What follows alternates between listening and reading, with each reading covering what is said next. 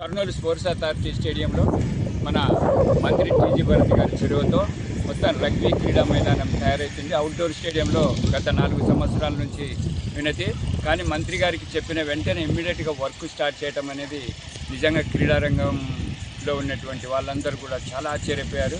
ఇంత స్పీడప్ చేయడం అనేది ఎప్పుడు జరగలేదు.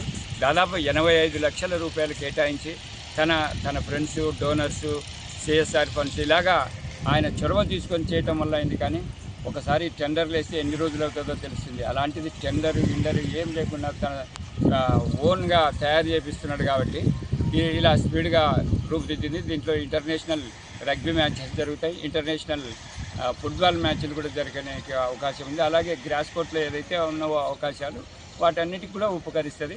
రాష్ట్ర స్పోర్ట్స్ అథారిటీలో ఎక్కడ కూడా ఇటువంటి గ్రాస్ కోర్ట్ లేదు, కానీ గ్రాస్ కోర్టుని వితిన్ 3 monthsలో చేసి చూపిస్తానని మన ముందరికి వచ్చినటువంటి మంత్రి టీజీ భరత్ గారికి ప్రత్యేకంగా కృతజ్ఞతలు, అభినందనలు తెలియజేస్తున్నాం. వారి టీం కూడా చాలా చక్కగా వర్క్ చేస్తుంది. ఇలాగా క్రీడారంగంలో ఆయన హామీని ఇచ్చాడు. నేను గెలిస్తే ఖచ్చితంగా క్రీడారంగంలో ఒక మంచి అభివృద్ధి చేస్తానని చెప్పి హామీ ఇవ్వడం వెంటనే ఆచరణలోకి తీసుకురావటం చాలా ఆనందం, మాకు చాలా సంతోషం కలిగిస్తుంది. Thank you.